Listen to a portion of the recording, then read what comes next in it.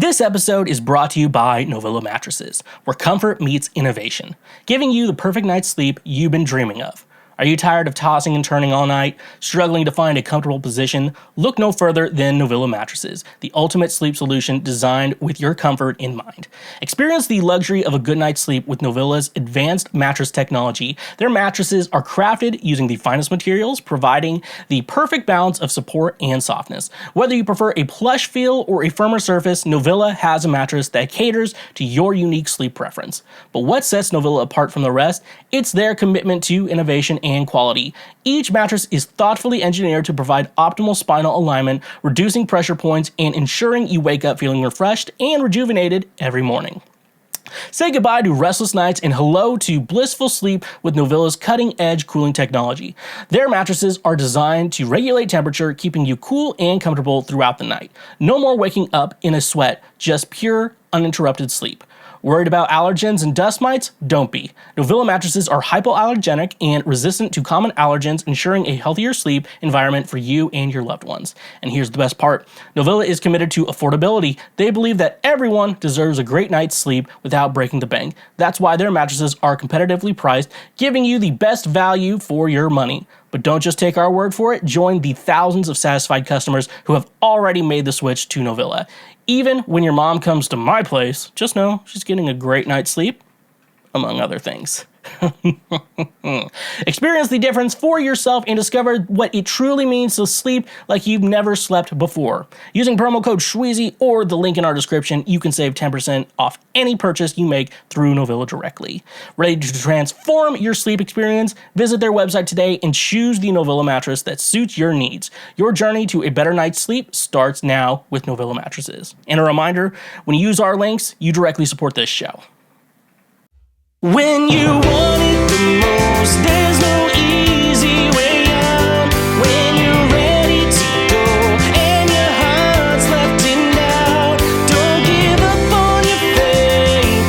Love comes to those who believe it, and that's the way it is.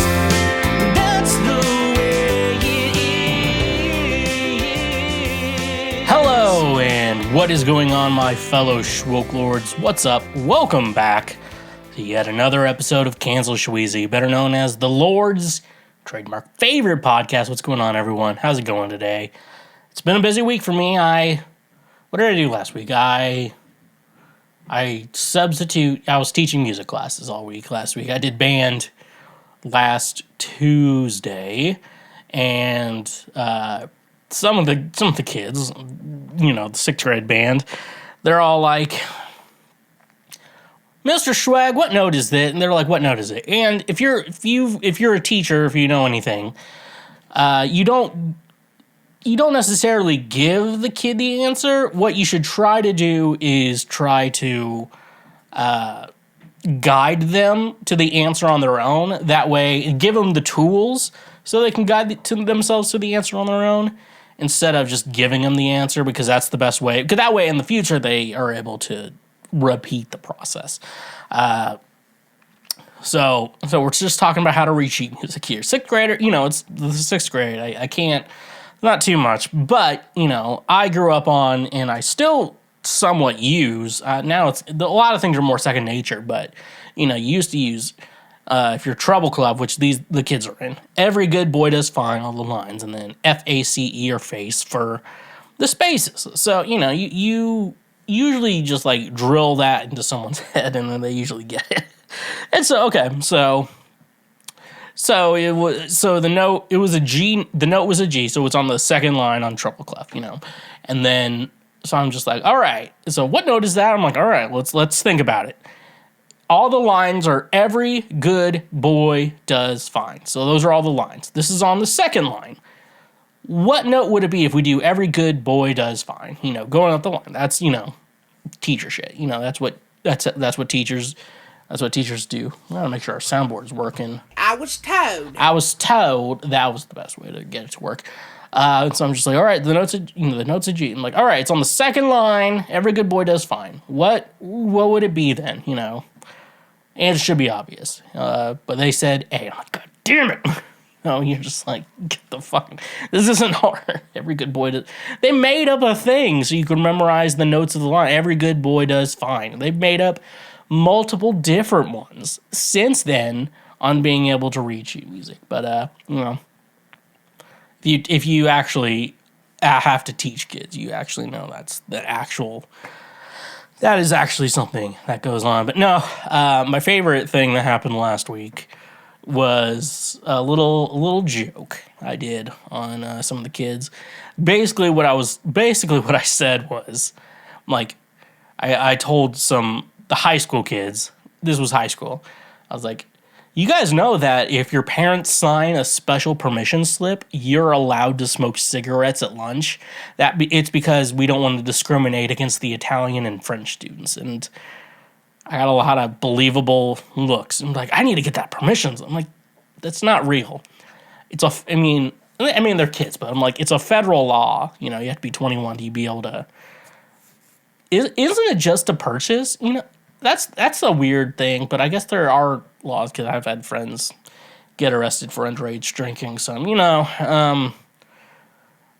it is funny. Like, it is pretty funny because I'm kind of in the mindset, like, if I could just give this is my opinion on it, but I always try to give the advice to, like, kids in high school. This is the advice I was given, and the advice I would give to someone in high school is, if you're interested in, like, drinking and drugs and shit like that, start it in college. Don't do it in high school. Just wait till college, because especially if you're going to college, I'm talking to the kids who do go to college, because when you're in college, like, that is the opportunity to party. There is actually, I think it's like 19 to maybe 23, 24 is like the perfect time in your life to do every drug and alcohol and everything, all of that, all imaginable. I think, especially, I think the college age is like the perfect age to do that. That's my opinion. And be like, just avoid it in high school, because then you're going to be and especially coming, kids don't listen to, like, from my experience, I would tell you, they don't listen to that shit. I'm just, but in my experience, it's just kind of like, yeah, do high school, be, like, sober in high school, because everyone else is not going to be sober for the rest of your life. So just have that, y'all should have that moment in your lives where, you don't do drugs or drink and stuff like that. Just, a pure time, you have that pure moments in your life, and then start partying, start partying hard. That's the advice I would give. But no, it's so fucking... Yeah, you can smoke cigarettes at lunch if your parents sign the permission. So, no, you can't. But yeah, I guess they wouldn't know that, like, I know in Missouri, weed is legal, so you can buy weed. However, since it's still, like, federally charged as, like, a federal drug or whatever, it's like it's still labeled as a bad drug by the government, you can't use, like, debit or credit cards purchasing weed at an actual dispensary. I think that's, like, the entire state of Missouri, because it's a federal law. Because, like, if you're in the military or any armed forces, I think you still can't smoke weed even if you're in, like, a legal state, just because it's a federal law. There's something similar to that, and kids don't know that. But they don't know that they raised the smoking age to 21. That's a federal law. I remember when they all those little fucking redneck kids were upset because Trump took away their fucking chew tobacco and fucking jewels and shit like that. Fun time. I don't know what I'm getting to here, but I do have to tell you this. So I'm the cool teacher, if you didn't know, and I definitely I definitely want to have, like, the kind of thing with students where it's like, yeah, you can tell me feel free to tell me anything, but please don't tell me shit I have to, like, report, to, like, someone, that it gets really scary, because, like, some kids will just, like, fucking open up to you, and you're just like, I'm fine with keeping, if you open up to me, I'm fine keeping that to myself, because it's not a good story to tell on a podcast, obviously, or to my friends, But at the same time, it's like, please don't, like, it's okay if you, like, want to talk about your trauma with me. Like, as a teacher, I'm getting paid to be there. So it's like, yeah, it's fine. I can listen to someone else's trauma for that, I'm like, it's not a big deal. But at the same time, it's like, I would like you to not tell me something I actually have to report, like something dangerous. Because it's like, like if you catch I generally have the policy. I'm like, I know high school kids are not gonna not be on their phones during class, so I give them I don't want to see you with your phone out, because at least that gives them hey, they're gonna try to stay hidden with their phone. So if the principal walks in, I don't have to worry about it. But then at the same time, they learn if they work in a workplace where they're like, no phones, they can figure out how to use their phones. So maybe I'm the best of both worlds. On to this sixth grader. So we're back to sixth. We went from sixth graders to high school back to sixth grade. Those sixth graders fucking love me, dude. I came in, I didn't intend to ever substitute a sixth grade class, and then it accidentally happened one day, and they're like, we accept you. I'm like, thank you, children. So a sixth grader told me this joke. And one thing I want to tell you about this specific sixth grader is that I did not expect this joke to come out of her mouth. I could give you 20 random sixth graders and put this kid in that mix, and you would still be like, she didn't tell it. Like, this is the kind of kid I'm talking about. And here's the joke she told. So 3 men get sent up to heaven. They're like on the outside gates trying to get in. How like heaven is a country club, according to most Christians. So the first guy, he's at the door. It's like, who is it? Peter, whoever the fuck guards heaven. I'm sorry, I can't keep up with the Christian fantasy lore anymore. But at the door of heaven is like, oh, have you sinned before? And the guy was like, yeah, I blew bubbles. And the guy Peter or whatever, who's in charge of heaven, is like, oh, that's not a sin. You can come in. Next guy comes up. They're just like, what did you do? Have you sinned, my child, or whatever? And he's like, I did blow bubbles. And then they're like, that's also not a sin. So yeah, you can come in. Third guy comes up, and they're just like, tell me, have you sinned, my child? The guy's like, let me guess, you were blowing bubbles? And then the guy was like, no, I am Bubbles.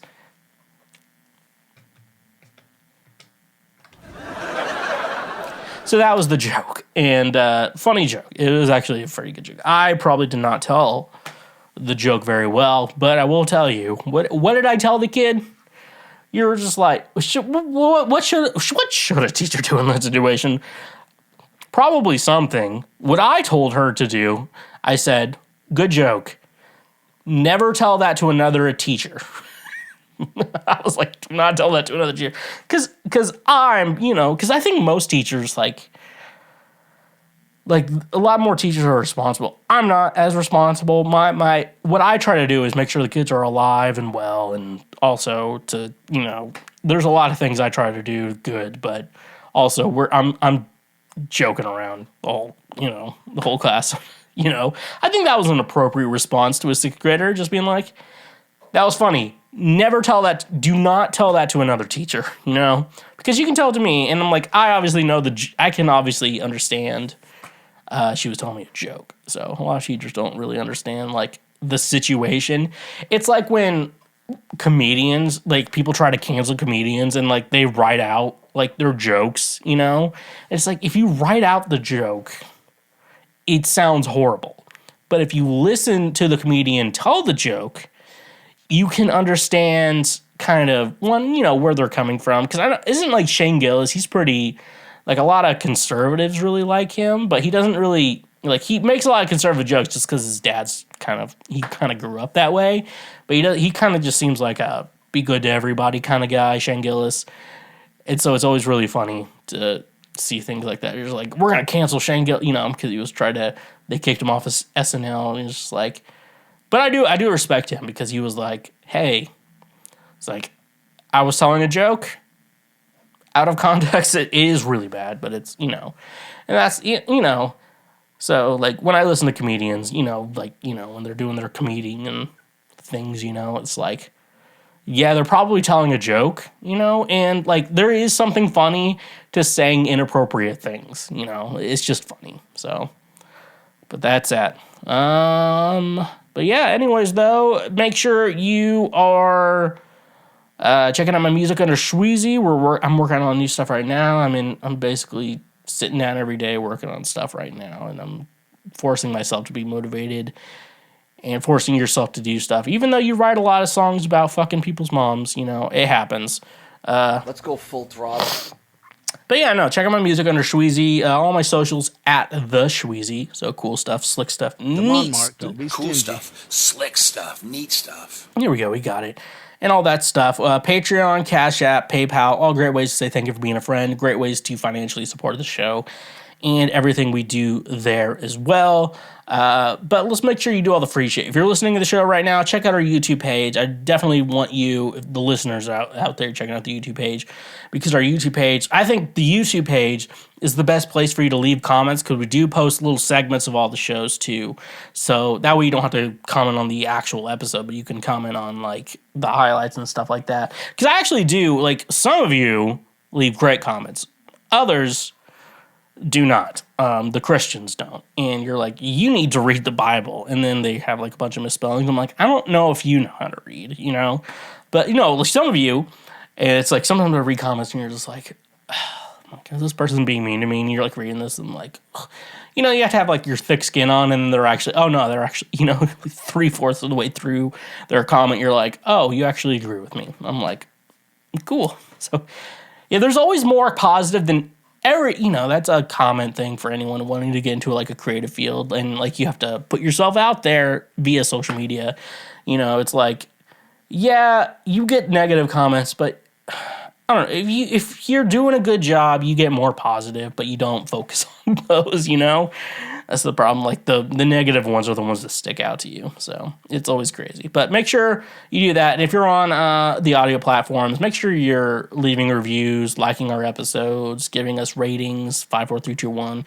Like you don't even have to write anything that makes sense in the reviews. I just, just that infiltrate, that helps the algorithm. That's all I'm really asking you to. I'm pretty sure I saw one review that was like Cake lyrics from the band Cake, so... Got him! So yeah, that's some cool stuff. Let's jump into previous week right now. What is previous week right now? You may be asking. It's just last week's news that we're going to be going over right now. This week, this show is all last week's shit, and that's what this show is all about. It's just last week's shit.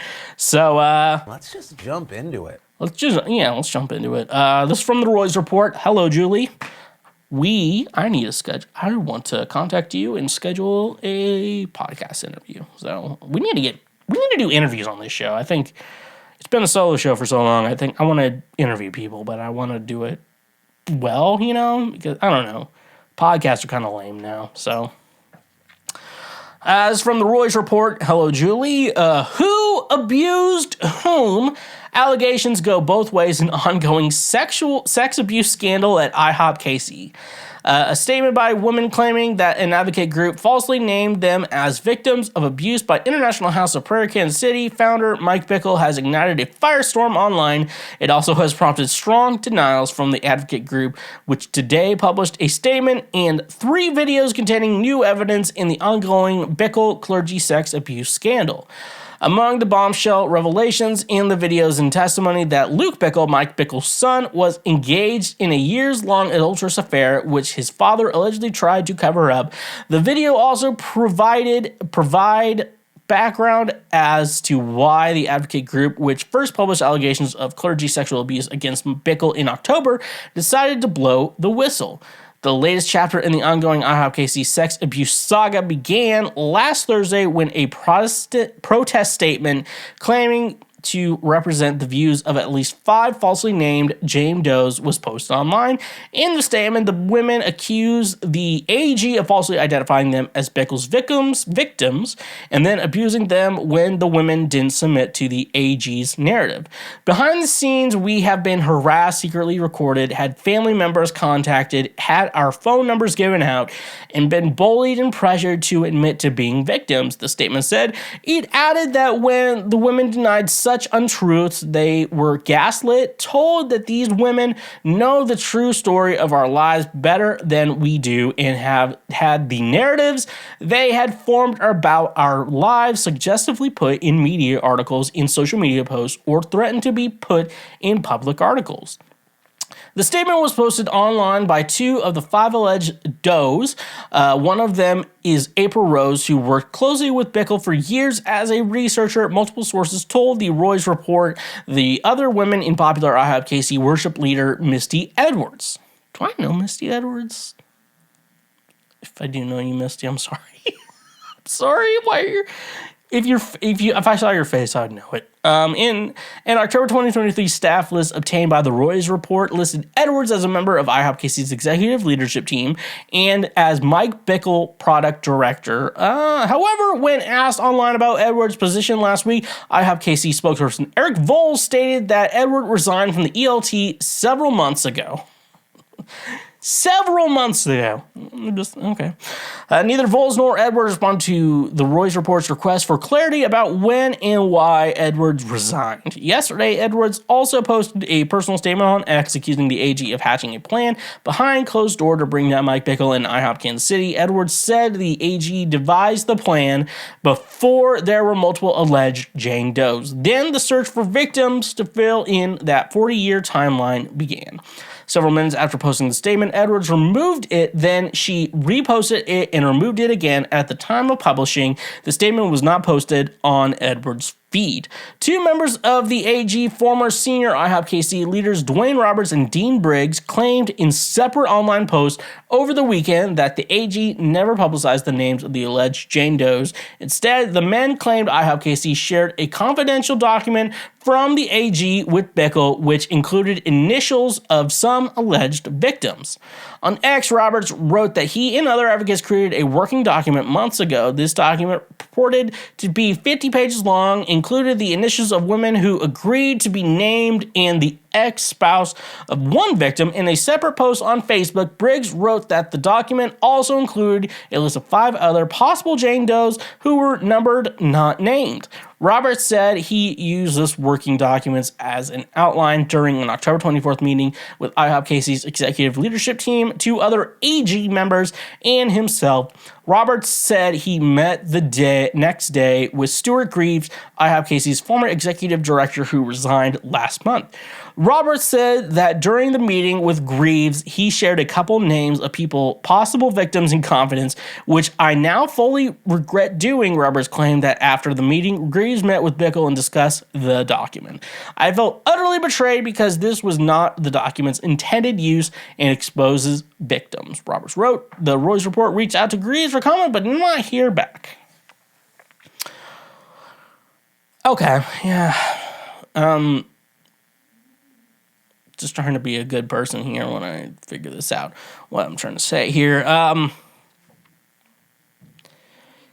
don't know, I obviously understand if you're, being a victim in something like this is kind of hard, but I wish there was a way, and I say I wish because, in reality, I don't think this is possible because I want to show some respect, but I think it would be important for a lot of these Jane Does, and I definitely believe every woman who's coming forward, for the most part, because, it is a smaller ministry, IHOP Kansas City, even though it's big, but it's small.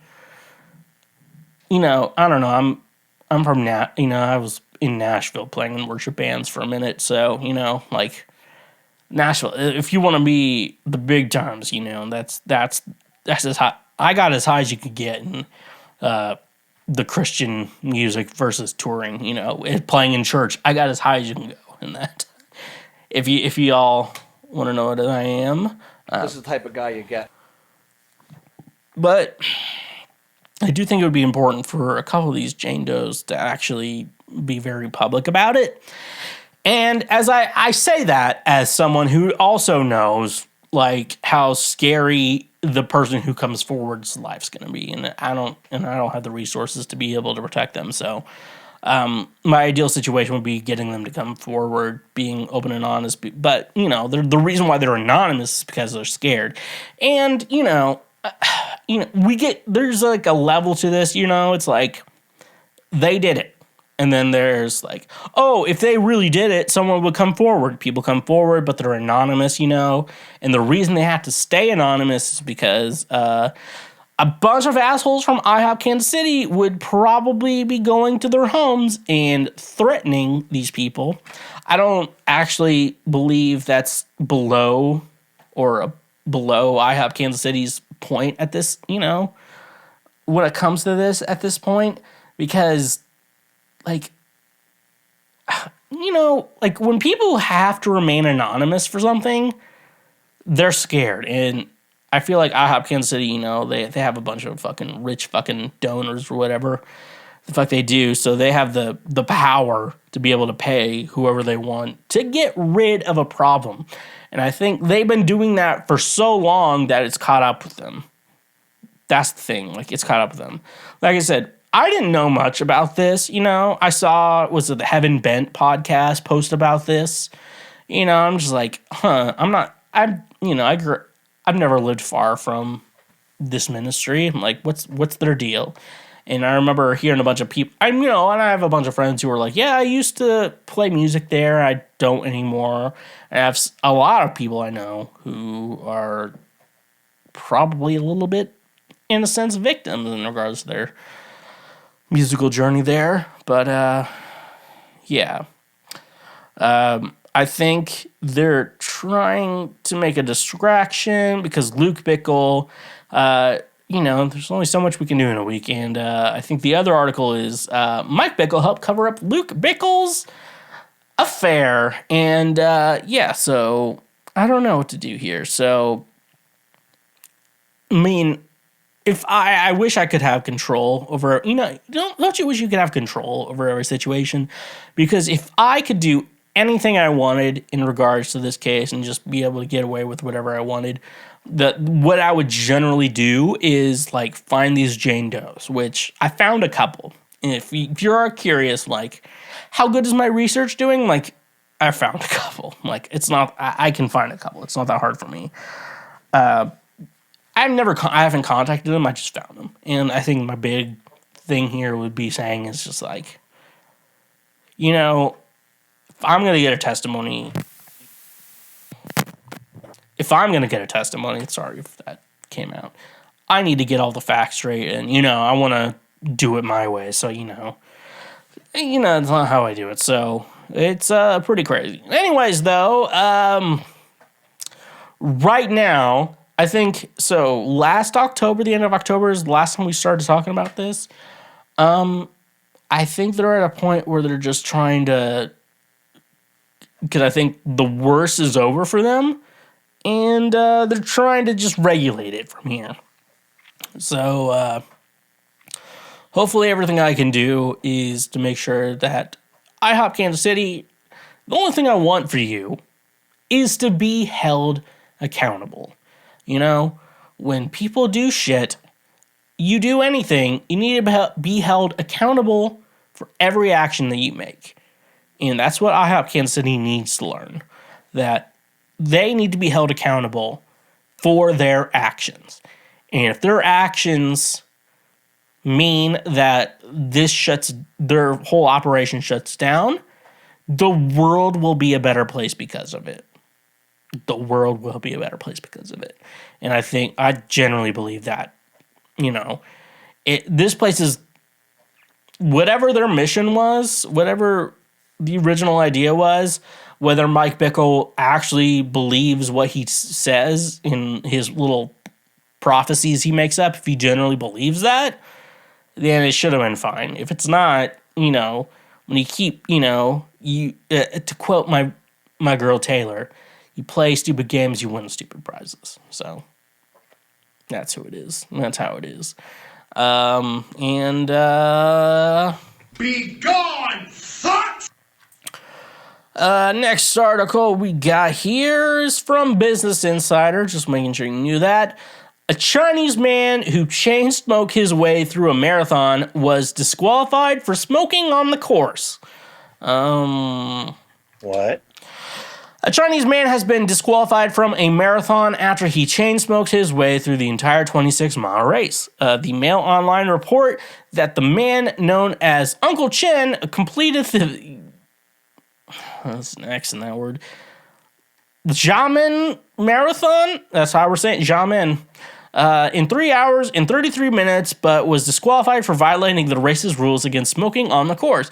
In a statement posted on Weibo, the Xiamen Marathon confirmed that a participant violated an article of its rules and regulations which prohibits open defecation, smoking, or trampling on flower beds or green spaces.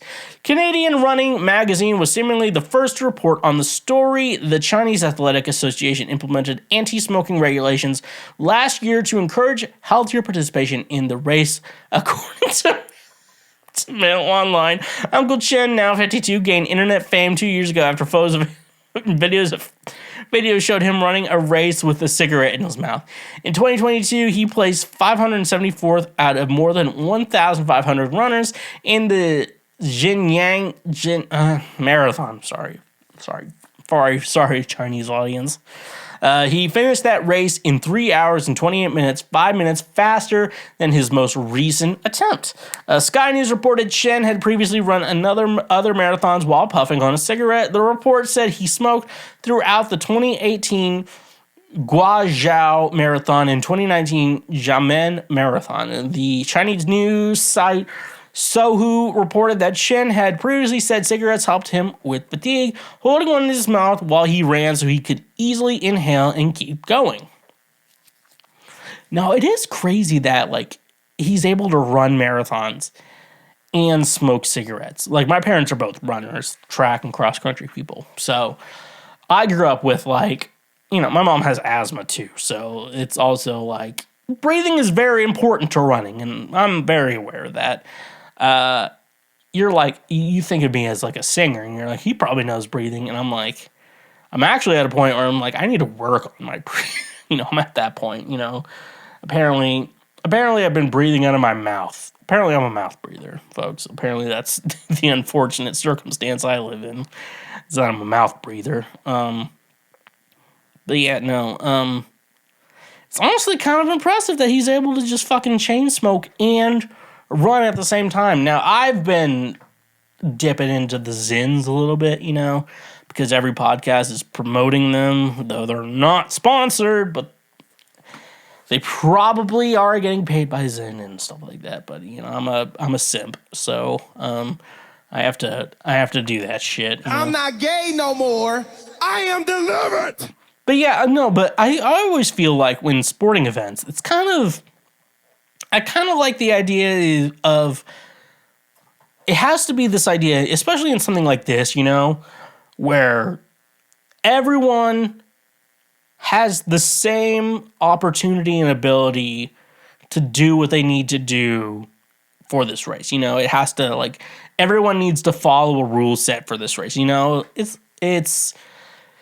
very similar to baseball, where it's like, if some people take steroids and other people don't take steroids, then it's unfair. But if everyone takes steroids, who cares, you know?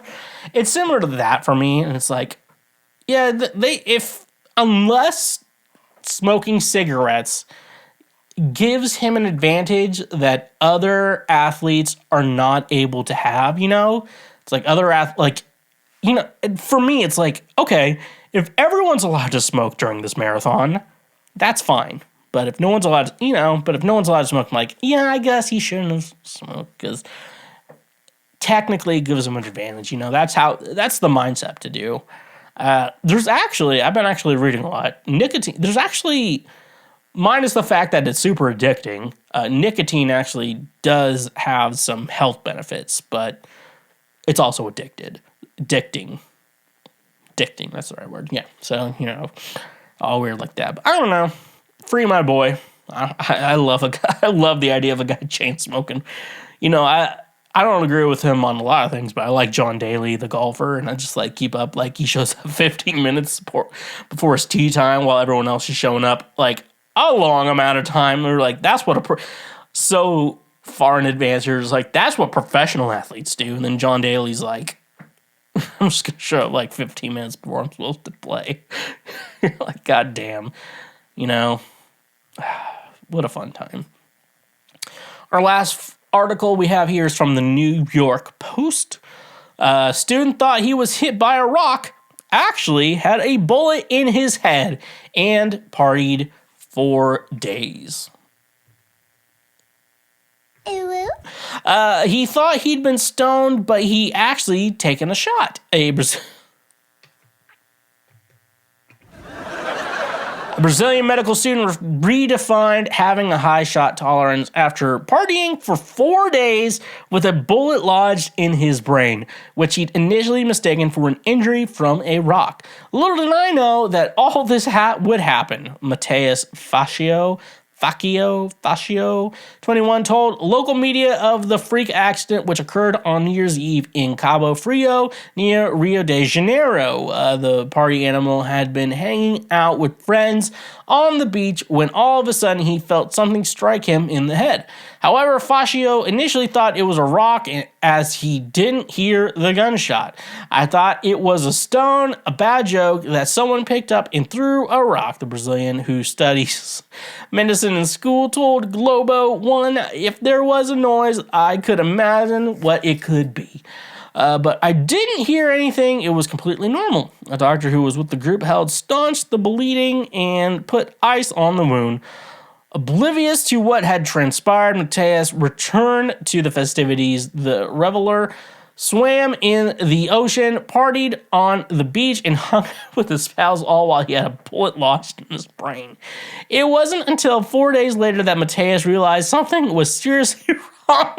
The party boy had been driving 200 miles from Rio to his hometown of Juiz de Fora when he started suffering from arm spasms.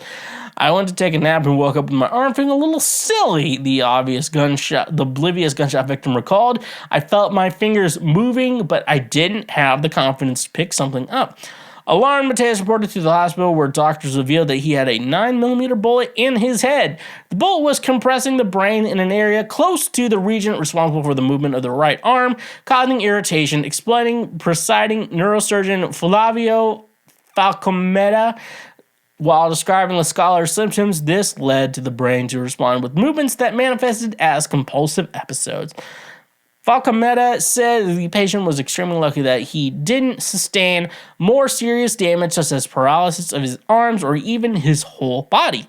Mateus subsequently underwent a 2-hour operation to remove the bullet, during which he ran the risk of bleeding, leakage of cerebral fluid, meningitis, and even death, his mother Luciana recalled. Thankfully, doctors successfully extracted the projectile, sans causing any damage. They then sent the bullet to police in Cabo Frio, who are currently trying to find out who fired the shot.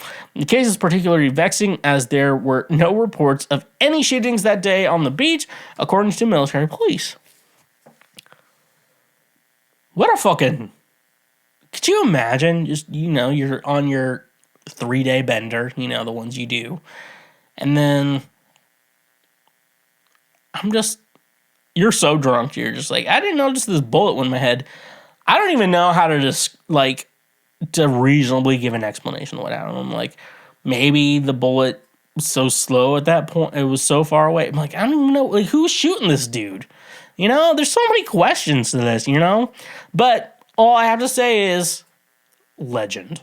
What a goddamn fucking legend that guy is, That's rough, buddy.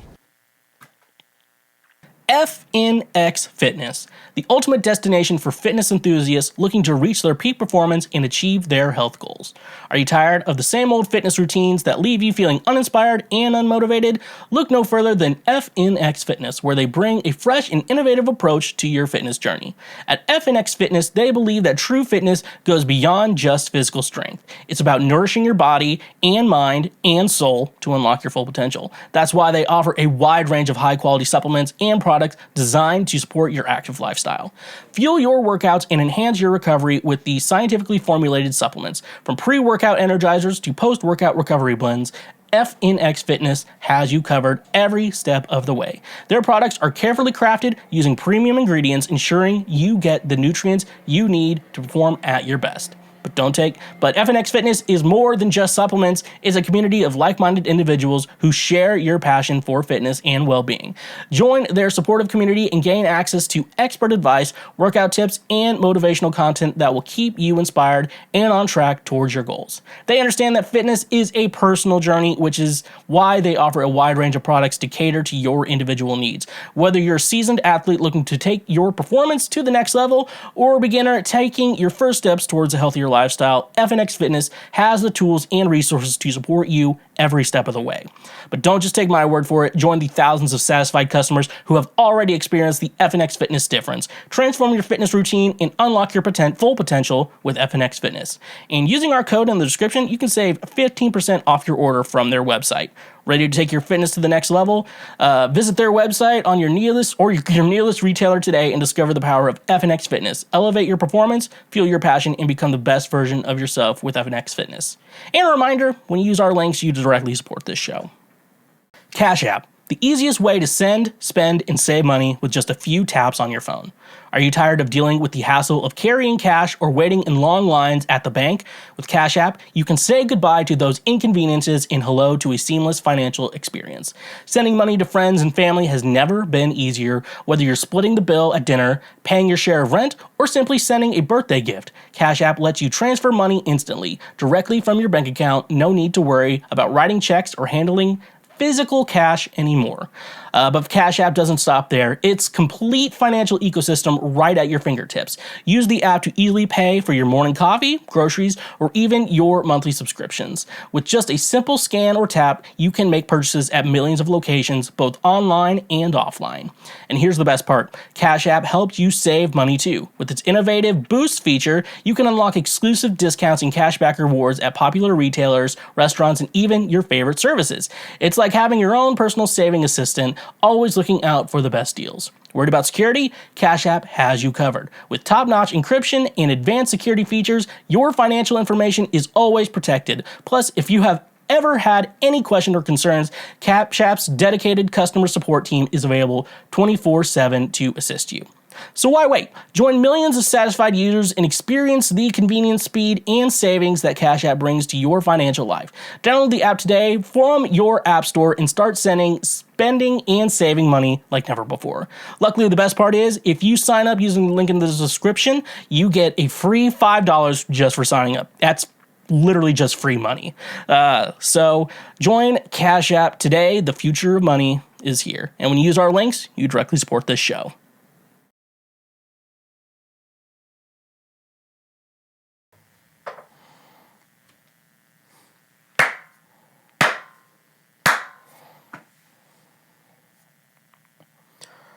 Three, two, one, recording.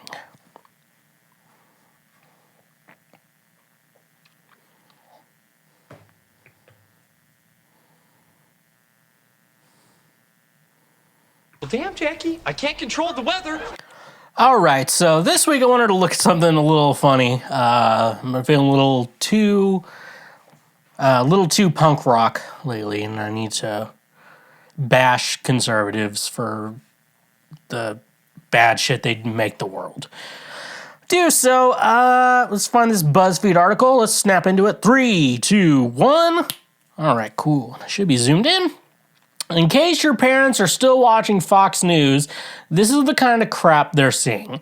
Now, my dad's dead. He was very much, he didn't vote Republican, really. He was not a Republican voter. He always claimed to be independent and then always had to end up voting Democrat. Similar to kind of me, where it's like, I don't like having a political affiliation. I just want to do what's right. And unfortunately, that means voting for at least Democrats, because that's, they're the ones who actually want to make, at least the ones that claim to want to do something good in the world. But yeah, my dad would like skim through it, and I always threatened him, like, I'll block that channel if you don't stop it. And my mom doesn't watch, she watches the local news, which is Sinclair News, which is not much better. But yeah, anyways though, as our boy would say, let's just jump into it. In case your parents are still watching Fox News, this is the kind of crap they're seeing. So let's take a look here at what Fox News is doing. This might be better audio, but I don't give a shit. Number one, how much do we have here? I don't have a list. Let's take a look here. Yep, this was a real topic discussed on Fox News, which the Pentagon legitimately had to release a public statement to deny. So the headline is Taylor Swift a Pentagon psyop?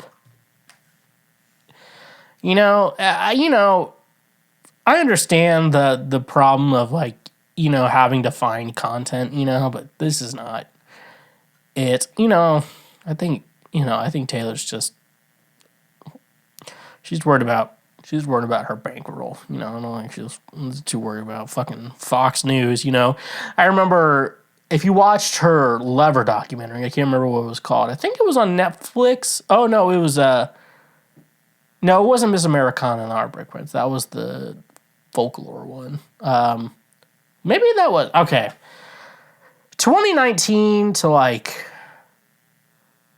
up to Midnight's, Lever, Evermore, Folklore, and Midnight's was those were 4 albums. Because Lever needed its time to shine and did not get its time to shine.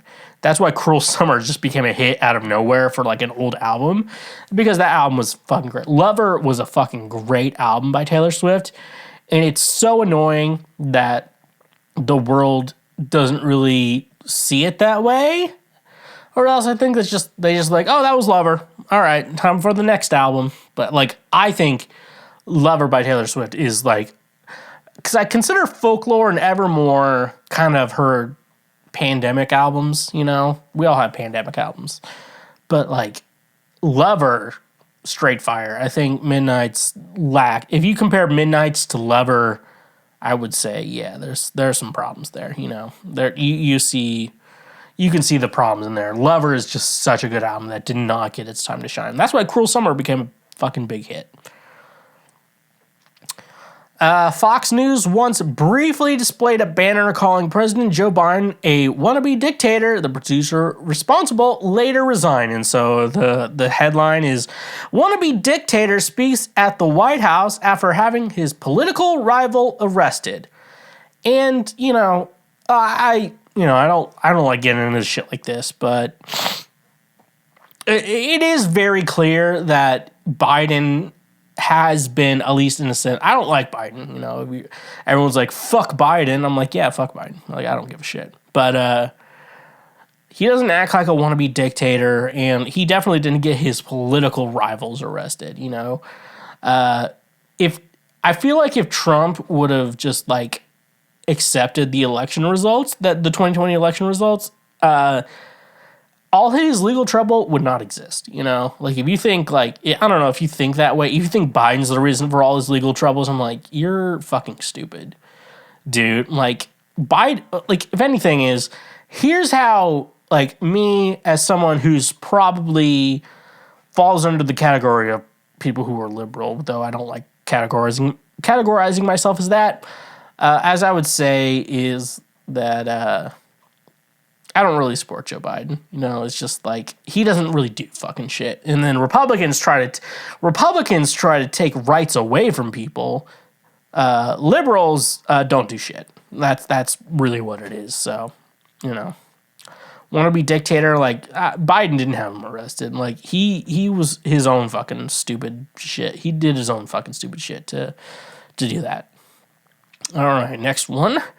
Can you imagine taking up actual news time on one of the big four news networks to talk about how it's unbecoming for men to use straws? Oh, I remember this. Like Biden, the headline is Biden puckers up to drink milkshake. I remember like when Fox News was like Obama is wearing a tan suit and that was the worst part of his presidency. It was the worst part of Obama's presidency. Minus the bombing shit. Like, there's a lot of stuff there I don't know about. But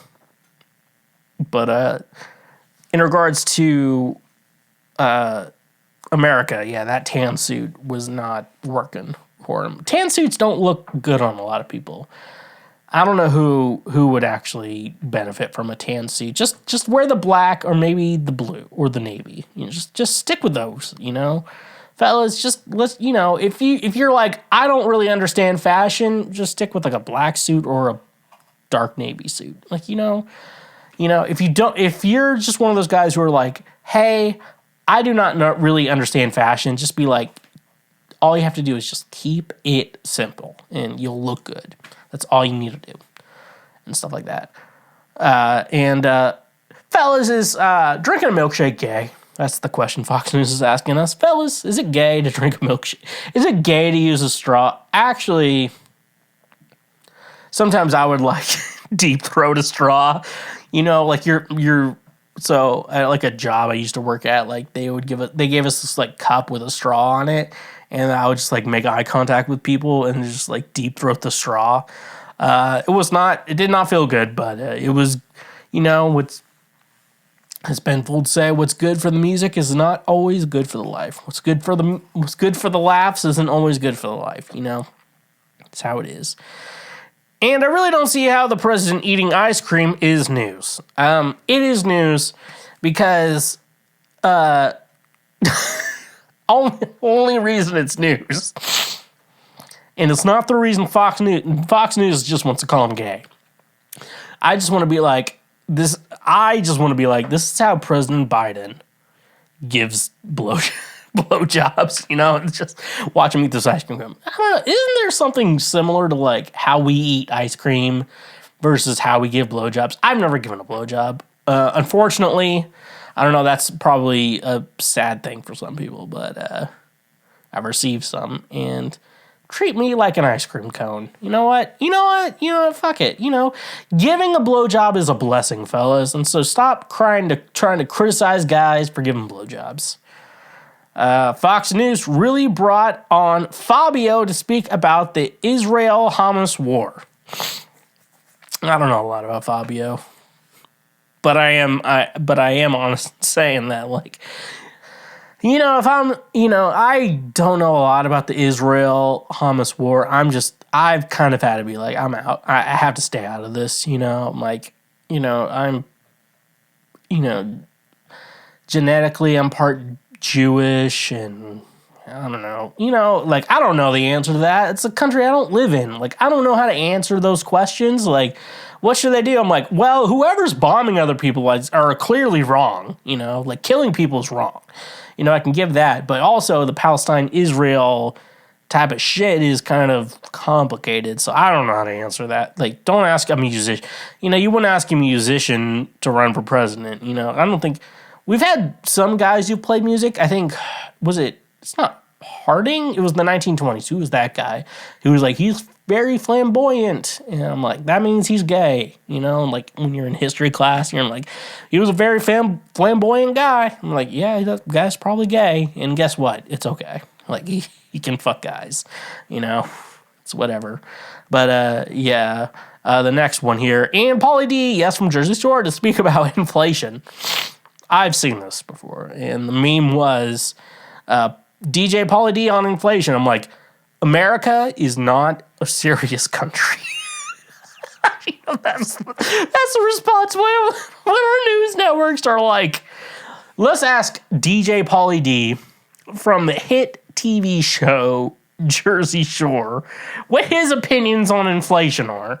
And my opinions on inflation are just like, some rich asshole wants more money, so he raised prices on shit, and now everything's going up, That's my form. Like, what's DJ Pauly D have to say on inflation? I'm like, you're not a serious news network, Fox News. If you're asking Pauly D to fucking give you advice on fucking inflation, what do you think Pauly D knows about inflation? I mean, just as much as I do. You know, I'm not saying I'm better than him. I'm saying we probably know the same amount about inflation as each other. And so, but I'm also like, hey, don't ask me to come on your show to talk about inflation. You know, like, I talk about inflation on this show, but this show is fucking stupid. So it's okay to be that way. But if ABC, like Good Morning America, wherever, I'm like, hey, Schweezy, we would love for you to come on our show and talk about inflation, I'd be like, I'm going to be honest with you. I don't know anything about inflation. I have a bare knowledge of it. And they're like, that's okay. You can come on. We don't really care. We just want the ratings. And I'm like, okay. And I'd be like, don't take and I would probably say during the interview, don't take my opinion seriously, dude. Remember when Fox News fell for the birds are fake satirists? Headline says, are birds deep state agents? Some say yes. Bro, you have to be fucking stupid if you think about that. Like, I don't know. Because most conservatives are from rural areas, and I grew up in a rural area, and I can tell you that multiple kids have killed birds in my day, and we have confirmed that they're not robots. If they are robots, if there is something weird in there, it is very well hidden. I can tell you, as someone who has grown up in a town literally less than 1,000 people, and like my gun experience literally is a BB gun. Like, I can tell you, birds are real. Unfortunately, you know, you can't be fucking going to Thanksgiving dinner and I'm like, but if birds aren't real, what the fuck am I eating right now? You know, y'all don't question what you eat there. You're just like, oh, apparently, you know, if you're one of those people who actually like legitimately believes that birds are fake and they're like government drones and shit like that, what the fuck are you doing on Thanksgiving, dude? What the hell are you doing? Good question for that. Fox News was actually forced to apologize after showing this mess up graphic about how the stock market saw gains after the death of black men. Okay. Let's take a look at this graph right here. It's showing S&P 500 percentage change 1 week after event. Okay, so this is like 1 week after the event of the situation I'm going to tell you for those listening. After MLK's assassination, percentage change, 2.9%. Rodney King, 1.2%. Michael Brown, 1.2%. And George Floyd, 3.4%. That's the Dow Jones data of how it increased. And I'm going to tell you, I don't know much about stocks. Basically, what I have set up for my stock. Apparently, we're all supposed to be doing stocks. Apparently, I didn't know that. I've spent my whole life learning how to play music and understanding music, and they're just like, you need to learn how money works in this world. We're like, fuck, dude. Is 1% a lot? You know, it's like a little bit, but it's also. But you know, like when these deaths happen, it's also on the news, and you know, you have 50-50, like people who agree, people who disagree. And, you know, I know a lot of times when a school shooting happens, like, gun sales go up a lot. And I don't necessarily know how to explain that, but I can tell you there's a little bit of human fear that, I know the fear of, like, they're going to ban guns because of this, you know, and people are worried, like, that the U.S. government's going to attack it. And I'm just going to be honest with you. If you're worried about if you're like, I have to have guns to protect myself from the U.S. government, you're fucked, dude. Like, just fucking good luck with that shit. They're going to kill you with a drone, which is disrespectful. If you kill someone with a drone, you disrespected their entire existence. Like, for real. Like, you know how pissed I would be if I died from a drone, which probably sounds like I'm going to die from a drone. And I can't wait for everyone to get this footage. Did you know that leftists hate you and your baby? And it's a fucking news thing. It's Tony Soprano with just a fucking shot of Tony Soprano in the captions. Leftists hate you and your baby. I honestly don't even know how to come up. You know, there's so many goddamn ways that you could come up with, like, what are they going to say from this? You know, because I'm like, what are they going to say? And I'm just like, are you talking about abortion? But why do you have Tony Soprano? I'm trying to connect the Tony Soprano. Why you have a photo of Tony Soprano in your fucking live feed, and you're just like, leftists hate your baby. I'm like, didn't Tony, like, treat his, you know, like, I'm going to start season 3 soon, okay? But like, didn't he, like, when his kids were young, wasn't he like, hey, I want to treat you guys good? You know, I don't know. Number 10, I mean, they have always wanted control how fast we drive. That's why we have speed limits. And okay, so the article says, now they want to control how fast you drive. I mean, I'm going to be honest with you. As a quote-unquote, what you all call me in the comments, liberal, I don't like speeding limits either. Like, honestly, I'm like, if it's a 2-lane road, I'm like, let me drive as fast as I want to, and if I die, I die, you know? That's my thing. I mean, I don't know. I guess I'm a little bit on the, like, I want to control my own life, but I also am like, let's protect trans kids, you know? I guess, you know, that makes me extreme. I'm just like, you know, I don't think trans kids should be brutally murdered in schools. I guess I'm a leftist now. Yeah, speed limits are 100% about control. Like, they want to control it. I mean, like, the idea is like, hey, we want to do it. But at the end of the day, what the speed limit signs are, like, in the middle of nowhere, you know? Like, what does that mean? It's like, oh, if you go over the speed limit, cops can arrest you and get money out of you. So it's just all extortion of money and shit like that. So I'm like, they are actually kind of right on this one, but not really. Y'all are so wrong, because it's Fox News, and even when true facts are said on Fox News, they then become wrong. That's how life works.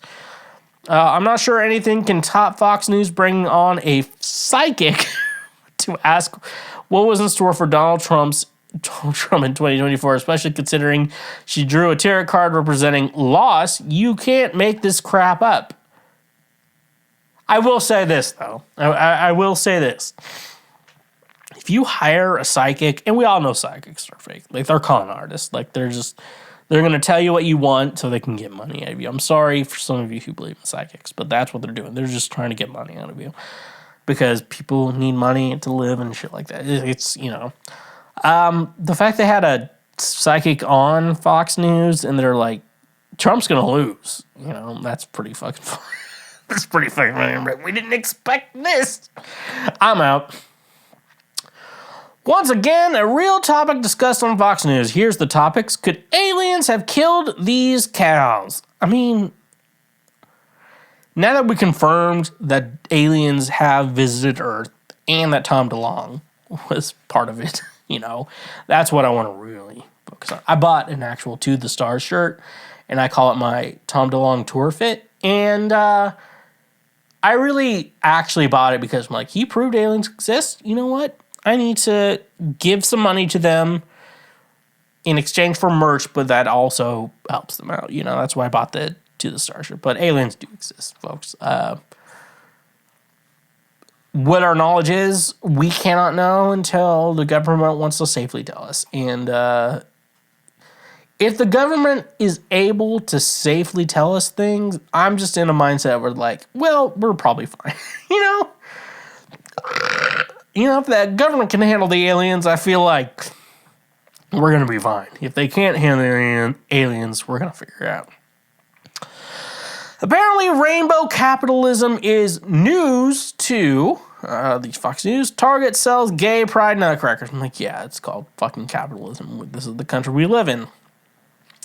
Number 14, Fox News had also had a massive problem with a couple brief exchanges about they/them and she/they pronouns on a kids' TV show, calling it destructive and coercive lies. What does the news article say?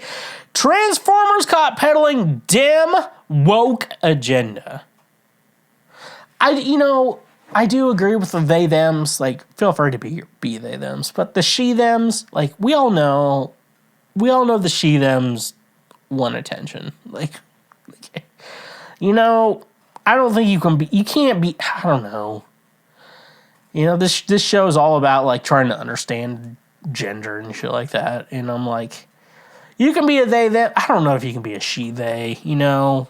I think at that point you just want attention. I know so many people who are she, theys, and I'm like, they want attention for the most part, you know.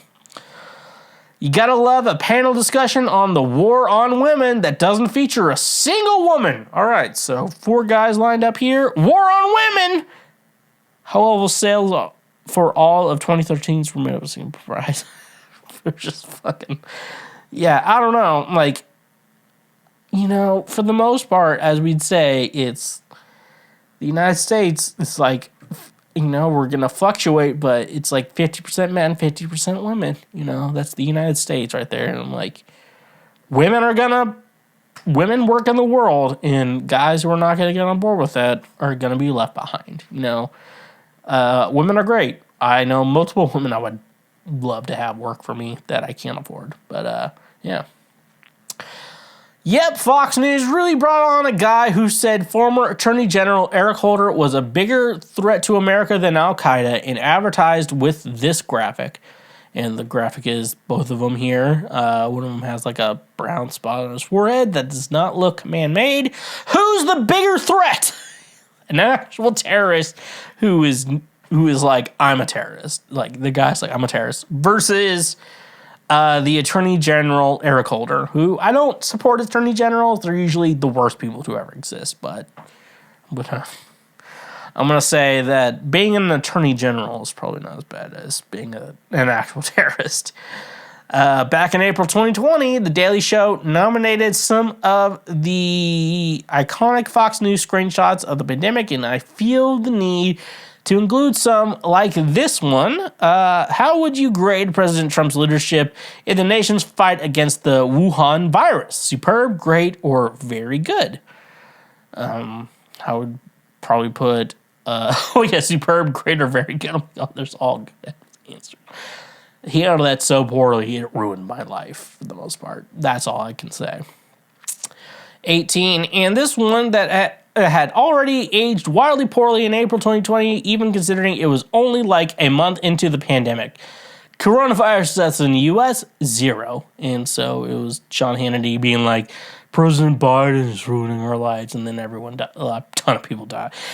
God, I can't believe people fucking died of COVID. Like, I know we all have we know someone who was like horribly killed by COVID, but then but we know more people who are like, this COVID shit can't kill me. And then they died. And that was hilarious. We all know that was fucking hilarious. You guys, they're on to us in our plot to brainwash children against capitalism via the Muppets. And then the article is, are liberals trying to brainwash your kids against capitalism? And has like Jason Segel with all the Muppets from like the movie he did with the Muppets. Bro. Crazy. And our plot involving the Lorax quick emergency Illuminati child eating meeting at the pedophilic pizza parlor to discuss next steps.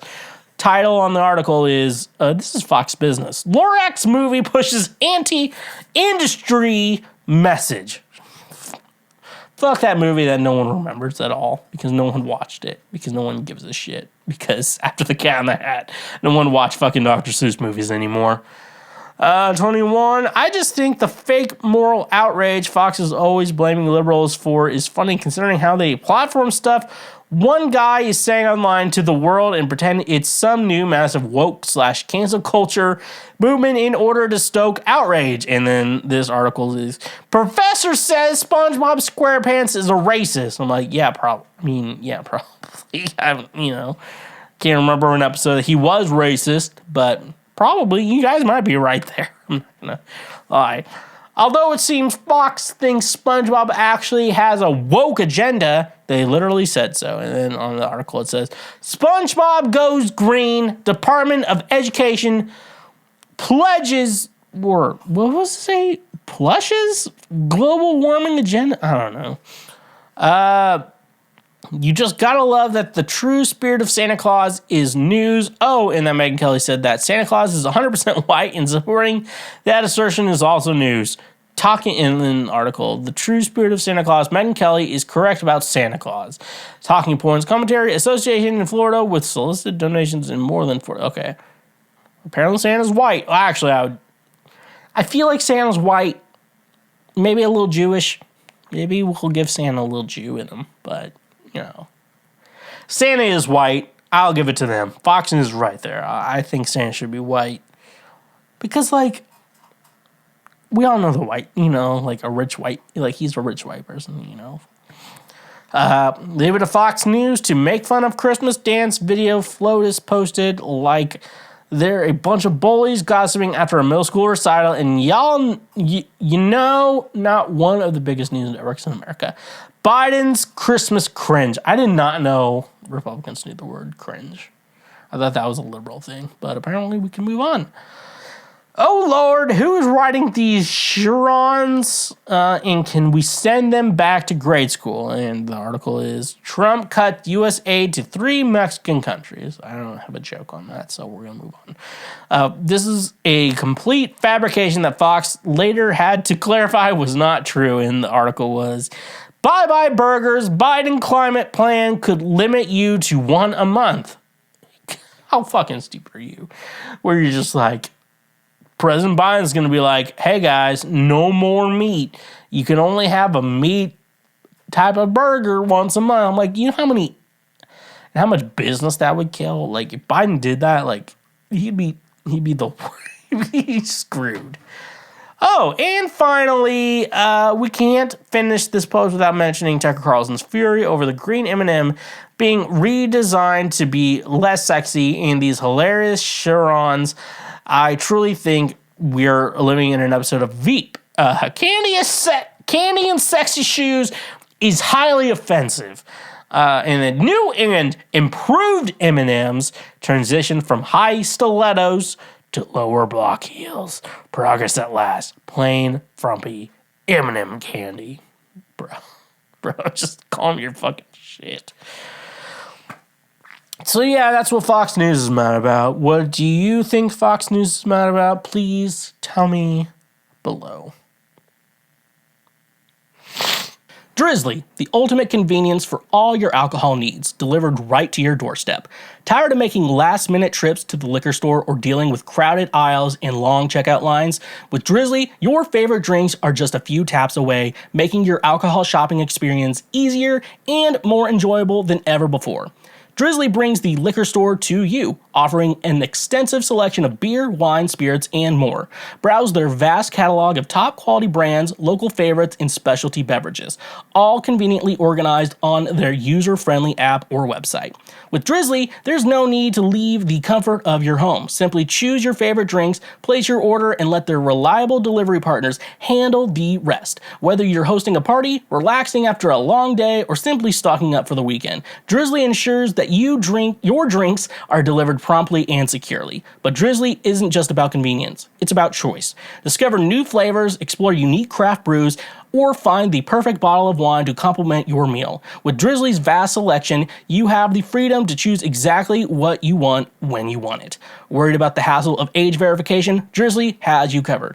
Their delivery partners are trained to ensure responsible alcohol delivery, making sure that only those of legal drinking age receive their orders. Your safety and the safety of your community is their top priority. Join the millions of satisfied customers who have already embraced the convenience and simplicity of Drizly. Say goodbye to the hassle of traditional alcohol shopping and hello to the ease of having your favorite drinks delivered to your doorstep. That's not all. Using our link in the description gives you $5 off your first order, which can greatly enhance your night, if you know what I'm saying. Ready to elevate your drinking experience? Download the Drizly app or visit our website today and experience the future of alcohol shopping. Cheers to a new way of enjoying your favorite drinks with Drizly. And remember, when you use our links, you directly support this show. Honey, your ultimate online shopping companion that saves you time and money effortlessly. Are you tired of endlessly searching for coupon codes or missing out on the best deals when shopping online? Say goodbye to those frustrations and hello to Honey, the free browser extension that revolutionizes your online shopping experience. Honey is your personal shopping assistant that automatically finds and applies the best coupon codes at checkout, helping you save money with just a few clicks. No more wasted time scouring the internet for discounts. Honey does the work for you, ensuring you never miss out on a great deal again. But Honey doesn't stop at coupon codes. It goes the extra mile to ensure you get the best price possible. With Honey's innovative price history feature, you can track the price changes of your favorite products over time. This means you'll always know if you're getting the best deal or if it's better to wait for a price drop. And the best part, Honey works seamlessly with over 30,000 online retailers, including popular brands across fashion, tech, home goods, and more. Whether you're shopping for a new wardrobe, upgrading your electronics, or sprucing up your living space, Honey has your back, ensuring you get the best value for your money. Worried about privacy and security? Rest assured, Honey is committed to protecting your personal information. They never sell or share your data, and their browser extension is designed with top-notch security measures to keep your online shopping experience safe and secure. Join the millions of satisfied users like me who have already saved millions of dollars with Honey. Download the Honey browser extension today and unlock a world of savings every time you shop online. Don't miss out on an incredible deal and the chance to save money effortlessly. Experience the power of Honey and take your online shopping to a whole new level. Honey, the sweetest way to shop online. And remember, when you use our links, you directly support this show. Oh no! Our table! It is time for Oh No, Our Table, the part of the podcast where I just answer questions. I don't know why we called it Oh No, Our Table, but the sound drop that is Oh no! Our table! is fucking hilarious. And if you don't know the original video, I'm telling you, just Google Oh No, Our Table or YouTube Oh No, Our Table. They're the same company. You all know what's going on. When can I give my man a BJ? And I'm assuming BJ means blowjob. I got my wisdom tooth removed on Tuesday. I'm healing, I know, but I'm wondering, when can I give him a BJ? How much time should I wait? And honestly, first of all, I want to say you're a queen. You deserve the world. The fact, the idea that you got your wisdom teeth taken out and you're like, your first concern is, when can I give my man a blowjob? I honestly think you're probably the greatest woman on earth. However, though, I would say wait a week after your wisdom teeth are taken out, because I got my wisdom teeth taken out at 17 and I wasn't doing drugs then. So those painkillers they had to have given me. I remember, there's this chick I was trying to date. And her church, this was back in the church days, folks, sorry. They were playing this, what the fuck game? They made me go to their little game night or whatever. The puffiest cheeks, my cheeks are already, the largest thing in my body. And it's just get your wisdom teeth taken out. And, it's going to be the biggest thing on your entire, dude. When I had my wisdom teeth, my mom would call me chubby cheeks, as a baby, and rightfully so. Rightfully so. She was right in regards to that. I'm you can't see a baby with the biggest fucking cheeks you've ever seen me not call them chubby cheeks or chipmunk cheeks or whatever. I'm that's who I am. You know what? It makes me adorable. I've accepted it, for the most part. But when my wisdom teeth were taken out, dude, it was just fucking, I should have taken a picture because, I didn't realize when I was 17 that the only thing that doesn't lose weight with the rest of my body is my cheeks. When I'm trying to be good and trying to diet, my cheeks will stay the same exact goddamn fucking size, And it's just and at the end of the day, I had to be you know what? Unless I get surgery, I can't change this, and if, at the end of the day, when it's something you literally can't change and people are you need to fix that. You're so ugly with that, I'm I get a lot of fucking shit for being I'm not the tallest guy in the world. I'm willing to admit that, and if I could do something about it, I would. But, in regards to the options I have to fix it, there's not really a good one. And so I'm going to be a little bit shorter, than I want to be. You know what? I don't like it either, but at the end of it, there's like things you can't change. And you have to accept, like, at the end of the day, like, hey, I'm a shorter guy. I can't really, what can I do to fix that? There's not really good options to fix it, like, I don't know what I'm supposed to do at the, like, if you criticize someone about, like, when you decide to bully or, like, you pick on your friends, like, you need to pick on them for something they should change or / can change, not like something they can't. You should not pick on someone for something they cannot change because, like, like, if you're making fun of someone for something they can't change, like at the end of the day, like, what is the reason you need to, like, bully something about something they can't change, like, it's just how it is, it's like, I'm not gay no more. I am delivered. My grandmother thinks Egyptians had spaceships. How do I prove her wrong? She's watching something on the History Channel, and she believes it's true. All right, so I'm gonna make some educated guesses here, or as I like to tell the kids, they make a hypothesis. I'm gonna make a guess. Your grandmother is watching Ancient Aliens on the History Channel, and there actually is something interesting about cable television right now because when I was a kid, cable TV was like the everything, and obviously by the time I got to college, it was like, we just need Netflix. Like, Netflix has everything. And then, Hulu existed, and it was like, some guys have Hulu, but at the time, Hulu was like, why would I pay a service when they have ads? Why would I do that? And then every service now has like an ads option or whatever, and their streaming services. But no, but yeah, no. So, like, a lot of older people are the ones on cable. I think I just got my mom updated where it was like, she likes the Hallmark Channel and all those Hallmark movies. So I think, like, Truly or whatever the app has all those movies on it. So she pays for that, and then, like, just has basic cable because she likes watching the fucking news, local news, which the local news around here, I'm not going to say their name, but it's owned by Sinclair, and Sinclair is the worst. I don't know if that made sense, but yeah, they're not good. They're very little too Republican for me, and like the news guy's like a gay man, and you're like, I don't think he likes. I think he likes his job, but like he does not like Sinclair News, Anyways, though, I think you just have to accept that your grandma is too far gone to be it. I'm agnostic, so I'm like, it's probably nothing when we just like when we die, we're just at peace. That's what I want to believe. So I'm just like, my best advice for you would be, I'm like, obviously she's wrong. Even if there were spaceships during the ancient Egyptian times, like, I don't think it really changes much in regards to stuff like that, No, it's obviously the idea of, like, humans didn't figure out shit. It was all aliens. All aliens are the ones who figured it out for us.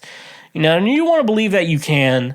Obviously, I don't think we have enough documentation to be like, hey, this stuff is fake versus, hey, this stuff is real. I'm like, when I watch Ancient Aliens all the time. And sometimes I make students watch Ancient Aliens with me. And at the end of the day, it's like, say stuff, at the end of the day, like, they pose everything as a question. So it's like, you don't have to believe this is true or not, but, it's just like, unless we have good proof that it was, then unless we have definitive proof, let's just go with it like they probably did not have aliens coming in. For the most part, that's my opinion. You believe whatever the hell you want to believe. Am I in the wrong for not wanting to date a Hooters girl? Met a girl through a mutual friend, hit it off, but found out she works at Hooters, which is a turnoff for me. She asked me out, but I declined due to my discomfort with the environment. Friends teased me, some calling it shallow, while others joked about my sexuality. The girl was understanding, but the criticism is getting to me. Is this really shallow? So here's the thing I just want to, like, think about in regards to this. It sounds like, so in most situations, you know, I'm just thinking about the most situations with the Hooters girl. It's the situation where it's like, hey, I go to Hooters, this waitress, you know, she's probably into me, you know, and obviously you try to get that shit, you know, going on, and there's like, oh, she's just being nice to you because it's her job. And I have been probably too mean to bartenders in my day because I think about that. But I want to tell you, I don't know if it's necessarily, I'm looking at your situation just from an outside looking in. You know, when it's like, oh, she works at Hooters and like she gets paid to basically be a waitress who flirts with men and tries to get the most money out of them as possible, you know, as a job. It's always dependent on like the situation of how you two met. Like if you met her at Hooters and you're the guy who's like, I don't want to date you because you work at Hooters, you know, because I met you at Hooters and, you know, and all the drama that goes on there. It's like, okay, like that makes sense. But then like you get to a situation where it's like you meet in like, as I would like to say, a third party location where like you meet them not at work, yada, yada, yada. You know, like that's the idea I'm thinking about. Like, just be like, if I meet a girl, you know, at a party or whatever situation, you know, you want, however you socialize or whatever. And, you know, it's like we hit it off and, you know, we like hang out and we get to know each other. And then she's like, hey, you know, I work at Hooters and, you know, it's my job to flirt with men. You know, it's like, for me, that's not that big of a deal knowing that. For me, it's like, hey, we met because I went to Hooters as a restaurant and you're like, I'm into you. And it's, you know, like the situation where it's like, I think I'm only into you because you pay me money. It's, you know, there's a difference, you know, you have to understand the situation going in. And I do think, I guess, I'm trying to guess when your situation going in is like, hey, like you're dating her without knowing the knowledge that she does work at Hooters, you know, in a situation like that. It's like the situation gets bad when it's like the guy who goes to Hooters and is like, I'm in love with you, the Hooters waitress who's being nice to them to get money, you know, and shit like that. So, like, I don't think you're the type of guy who is going to Hooters trying to find a date. You know, you met a girl from a mutual friend, yada, yada, yada, and you really hit it off with this girl. But she does work at Hooters, and you're worried, like, the fact that she flirts with men for money is a problem. And I really got to tell you, do you trust her? Because that's going to be the real situation. If you trust her, you're not going to really give a shit like that she makes extra money from flirting with guys, you know? Because honestly, in my mind, I'm like, you know, knowing that she doesn't mean it is just enough for me to be like, oh, 100% get our household extra money and stuff like that. So I want to say in your situations, like, assuming the situation is like, you're not dating her because she's a Hooter girl, like you're dating her because you like her, and then you find out she's a Hooters girl, I would say, yeah, that's a fine situation. It's just weird. It gets weird, you know, because we're in the OnlyFans era, and it's like, it's kind of like, if you know that going in beforehand for a relationship, it's fine, but, you know, if it's like, I tried to trick this guy into giving me money for, you know, my little Hooters work or whatever, you know, OnlyFans, yada, yada, yada, you know, that's where the real big problems comes in, you know, it's like that. But if she likes you and she's like, yeah, I do this, it's work, you know. Hopefully that made sense. I don't know if that did. We'll move on. Are coffee dates / first dates really considered low efforts for guys?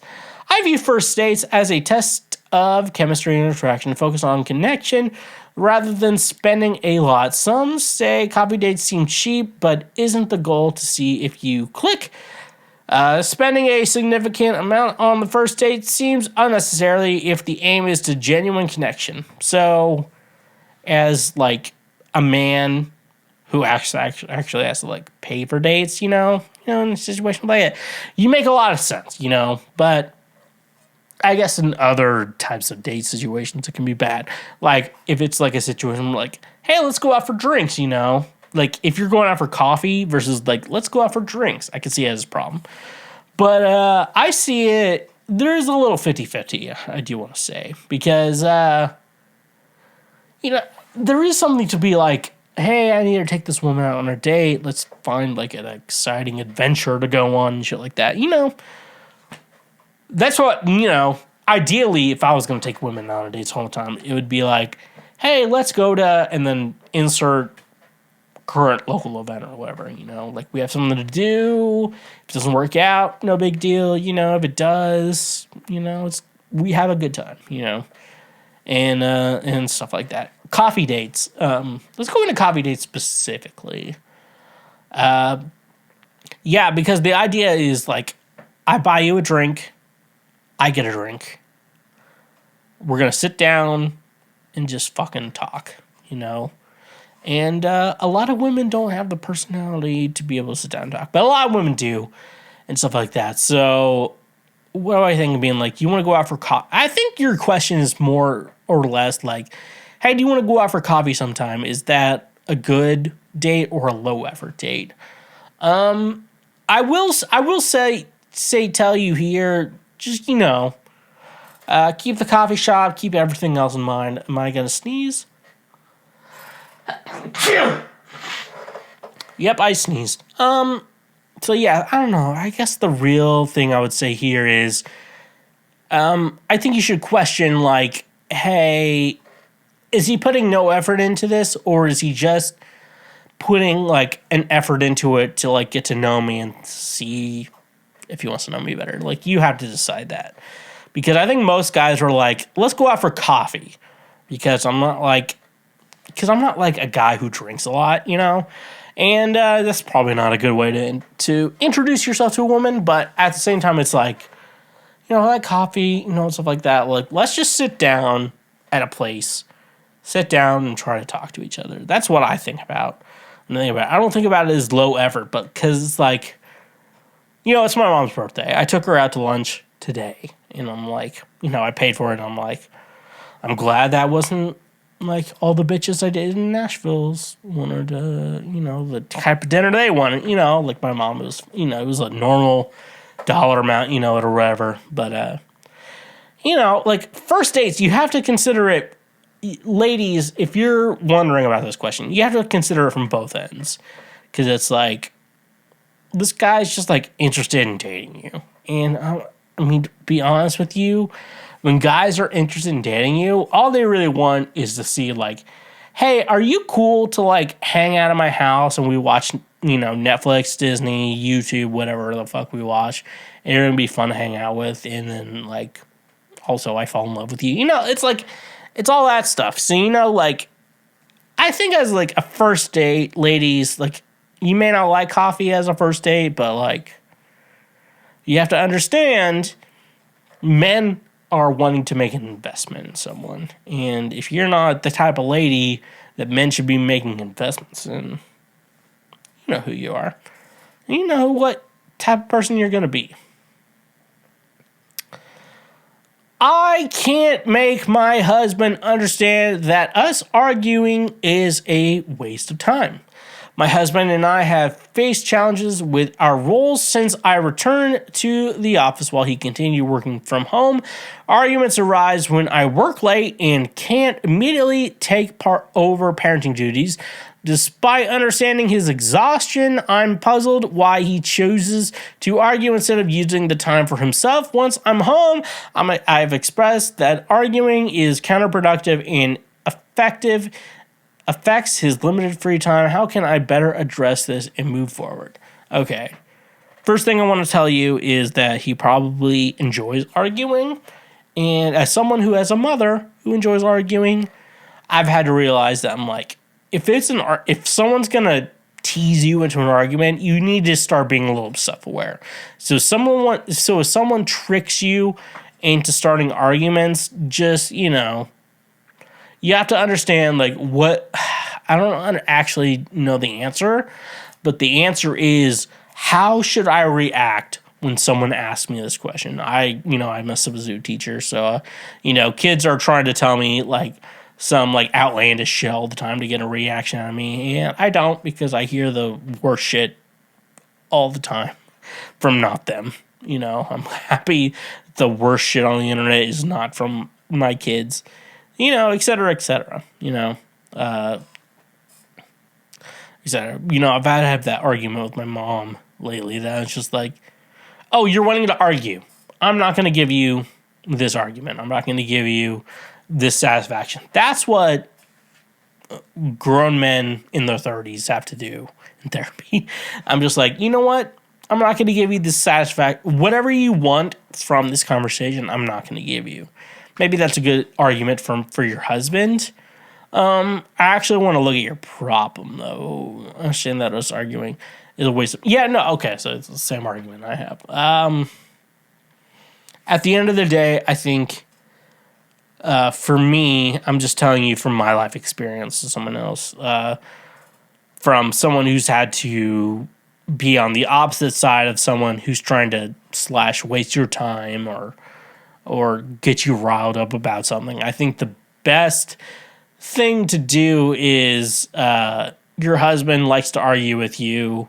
It's kind of a waste of time. So whatever arguments they do have, do not give them the satisfaction of being right. So when someone likes to argue with you, they want an answer out of you, and they try to they're trying to guide you to an answer. What's important is understanding what answer they're trying to get you to. Because with a lawyer, if you're a good lawyer, the idea is that if you're a lawyer and someone's on the stand or whatever, under oath and whatever fucking shit, is the idea if you ask them a question, you already know what answer that question is going to be. And that's what a lot of people try to do to you. So best advice would be that do not give someone, if someone's going to put you in the situation where they're arguing with you to waste your time, do not give them the answer they want to do. Figure out what answer they want you to give them and give them that answer. And do not give them that answer.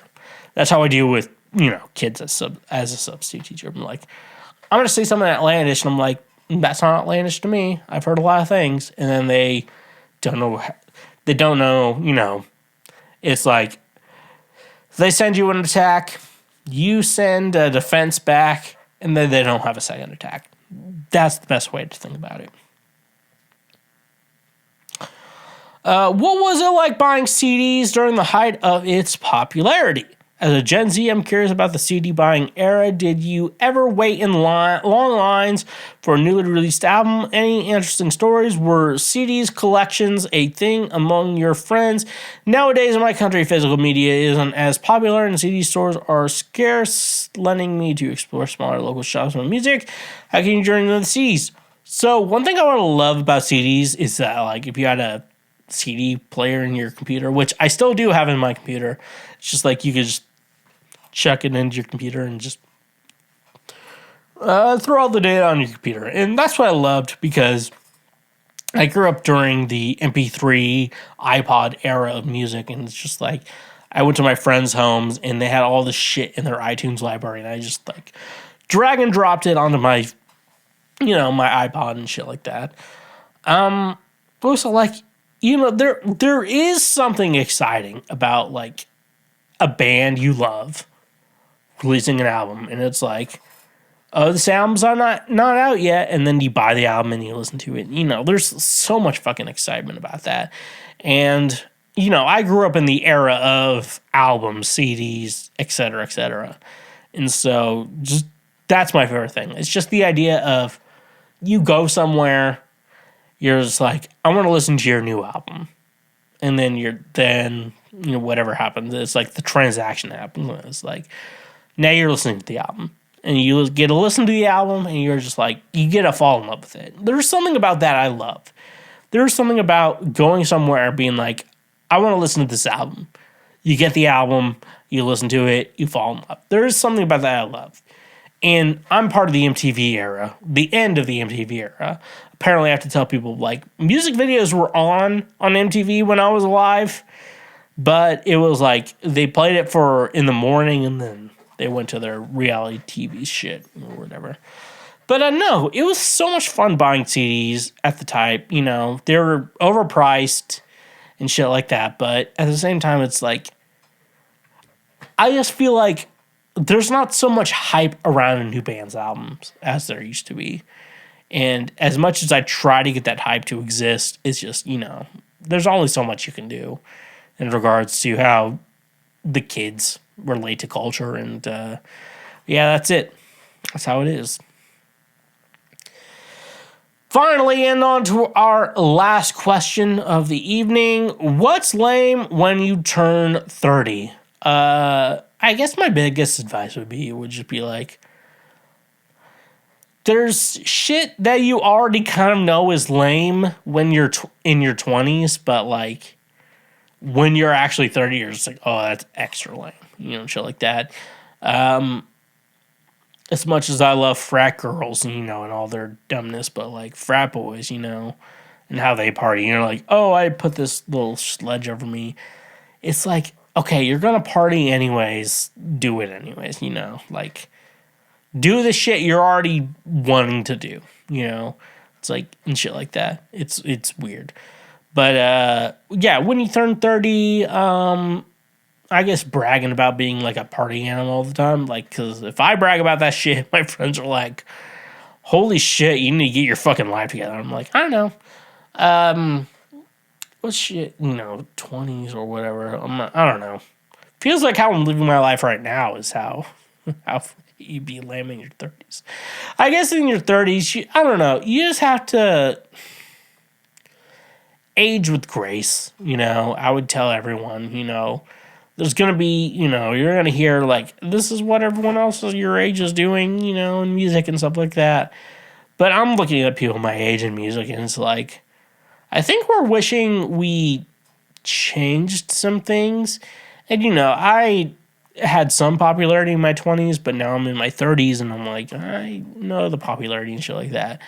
You know, you want what you do in music to be good, and to be good, you know, it's like you have to appeal to everyone. And if, you know, if like, for me, if 17-year-olds don't like what you're doing, it's like you're probably not doing it right and shit like that and stuff like that. So, you know, it's like understanding what you need to do right, understanding what you need to do wrong. I don't know if there's anything good here, but, you know, when you get to your 30s, you know, you gotta start being an adult, and being an adult means doing a lot of fucking shit you don't want to do, and yeah, that's how it is.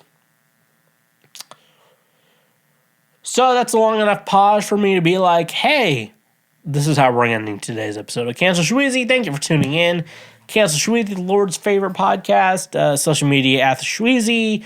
My music at everywhere under Schweezy, you know, wherever you get your music. Twitch, Patreon, Cash App, PayPal, all great ways to say thank you for being a friend, donate to the show in every way you know how. Free shit, go on YouTube, subscribe, leave a comment, leave a like, share, you know. And then audio, leave a review, give us a 5, 4, 3, 2, or 1-star rating. So, honk if you love butt drugs, and stay awesome. Believe it or not, Schweg isn't at home. Please leave a message at the beep. I must be out, or I'd pick up the phone. Where could I be? Believe it or not, I'm not home. Thank you for tuning in to Cancel Schweezy, the Lord's trademark favorite podcast, and joining me on this incredible journey. I hope you've enjoyed the valuable insights and engaging discussion I brought to your ears. To ensure you never miss an episode, hit that subscribe button now. By subscribing, you'll receive automatic updates whenever we release new content, keeping you in the loop with the latest episodes and topics. Subscribing not only guarantees that you'll never miss a beat, but also helps support our show. Your subscription plays a crucial role in helping us continue to bring you high quality content and maintain our podcast growth. So whether you're listening on your favorite podcast platform or watching our YouTube channel, take a moment to click that subscribe button. Join our community of passionate listeners and be part of the journey. Personally, I appreciate your support, and together, we can make this podcast even better, so don't wait any longer. Hit that subscribe button now and stay connected with us. Thank you for being part of our podcast family.